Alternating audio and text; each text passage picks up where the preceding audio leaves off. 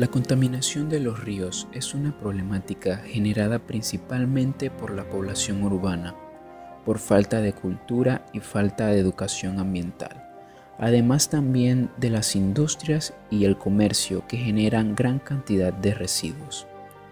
Existen industrias que generan muchas aguas residuales, otras generan desechos de tipo químico o tóxico, pero en el caso de la población es la basura el desecho que más se genera, desechos sólidos como plástico, vidrio, metal y papel, que en el caso de nuestro país es uno de los principales causantes de problemas, ya que estos, además de la contaminación, obstruyen el cauce de los ríos y alcantarillados, provocando las inundaciones.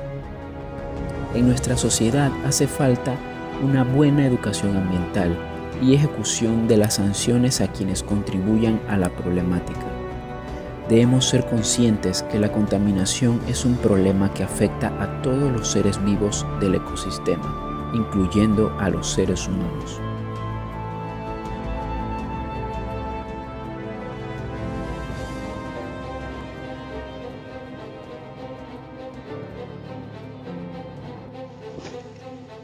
La contaminación de los ríos afecta al ecosistema circundante, incluyendo a las distintas especies de seres vivos que habitan la zona. Estos residuos depositados en los ríos representan un peligro potencial a la salud de los peces y animales que necesitan de esta agua para subsistir. Los peces que se ven expuestos a esta contaminación suelen intoxicarse y morir. Aquellos que logren adaptarse a este brusco cambio en su entorno representan un nuevo vector de infección para otras especies que se alimenten de ellos, incluyéndonos a nosotros los humanos. Es la afectación de contaminar un río que se ve reflejado en el estado del mar donde desemboca, afectando ahora nuevas poblaciones de animales. La contaminación afecta directamente a la población autóctona en la zona. Esta agua contaminada queda descartada para la utilización en industrias, para el riego de cultivos, actividades recreativas o para abastecimiento y consumo humano. Independientemente del marco legal existente en cuanto a materia ambiental se refiere, son pocas las denuncias recibidas anualmente. Sí existen las regulaciones para combatir en contra de aquellas personas que incurran en la contaminación directa o indirecta de los ríos, ya sea por verter desperdicios líquidos o sólidos, pero la eficacia de estos procesos incurre en gran parte a la acción de la ciudadanía por denunciar tales actos.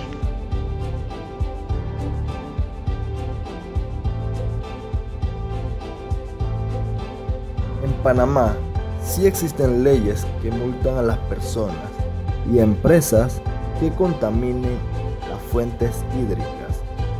Un ejemplo está en el Código Procesal Penal, en el título 13, capítulo 1, Delitos contra los recursos naturales, en el cual dice expresamente: quien contamine o degrade los recursos naturales será sancionado con prisión de 3 a 6 años.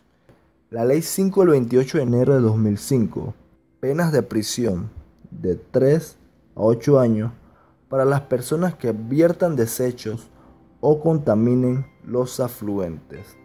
Las sanciones aplicadas por instituciones como el ANAN pueden llegar hasta $1 millón y que de esa suma en adelante la aplicará el Consejo Nacional del Ambiente.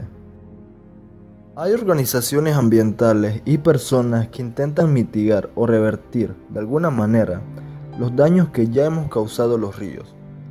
Todos estos intentos serán útiles siempre y cuando la sociedad cambie su cultura y se ponga de acuerdo en no seguir dañando las fuentes hídricas. Pero ¿qué ocurriría si la actividad humana cesa? ¿El río podrá regenerarse? Se sabe que hay microorganismos que pueden degradar algunos tipos de contaminantes, lo transforman y con el tiempo el río se depura. Todo esto depende del grado de contaminación en el que se encuentra el río y la ayuda humana que pueda recibir para autorregenerarse. Obviamente, si el problema sobrepasa el grado de regeneración del río, el proceso de descontaminación tardará mucho más tiempo.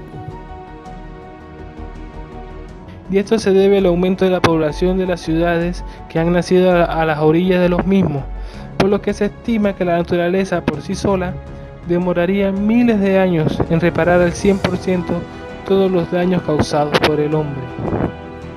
Tomemos por ejemplo un río que es contaminado por hidrocarburos arrojados por el ser humano debido a las actividades de talleres mecánicos a las orillas del mismo, lo que provocaría daños muy grandes a la cuenca hídrica, empezando por la evidente pérdida de la biodiversidad en el ecosistema acuático, debido a que no todos los organismos que habitan en dicho ecosistema se podrán adaptar a dichos contaminantes, afectando la calidad de vida de los individuos allí residentes, inclusive precipitando la muerte masiva de los mismos, como son los peces, crustáceos, moluscos e insectos.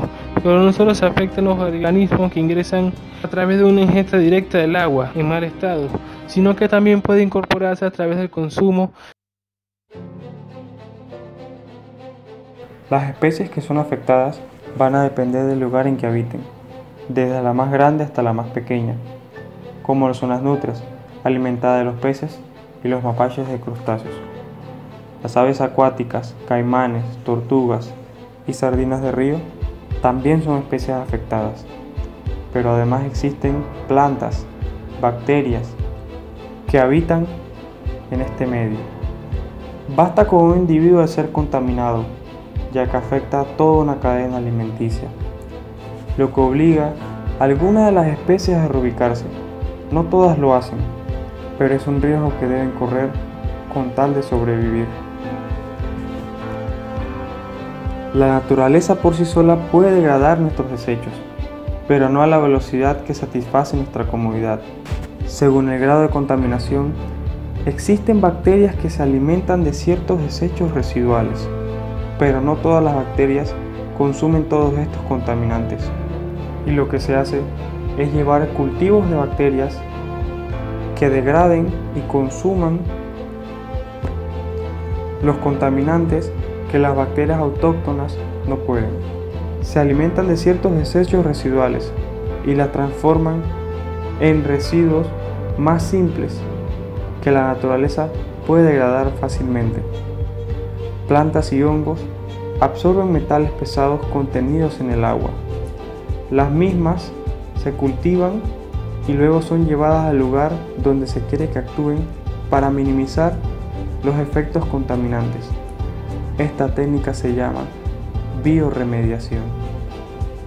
Pocos son los pueblos donde valoran el recurso hídrico, donde éste lo utilizan para beber, regar los cultivos, bañarse, mientras en otros no lo ven como tal.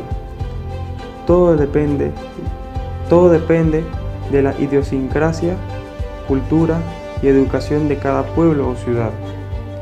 Las leyes, decretos y artículos que dictan las sanciones al cometer un delito ambiental deben ser aplicadas enérgicamente. En educación, el programa Las 3R y la basura cero, donde se está dando los primeros pasos e incentivando el programa de las 3R lentamente. Esto debe ser integral, político, cultural, en educación y en el hogar. Se refuerza poco a poco y se expande esta práctica, con tal de zafarnos del mismo, ya que lo vemos como algo insignificante. Pero ¿qué tal si más personas como tú piensan lo mismo y hacen lo mismo? Estos desperdicios aumentan en cantidad y vienen los malos olores, enfermedades. Y no le damos importancia si un envase lo arrojamos en un lugar no de que fuiste parte de estos hechos. No pensamos a futuro. Lo que hagas hoy es la herencia que dejarás a las próximas generaciones.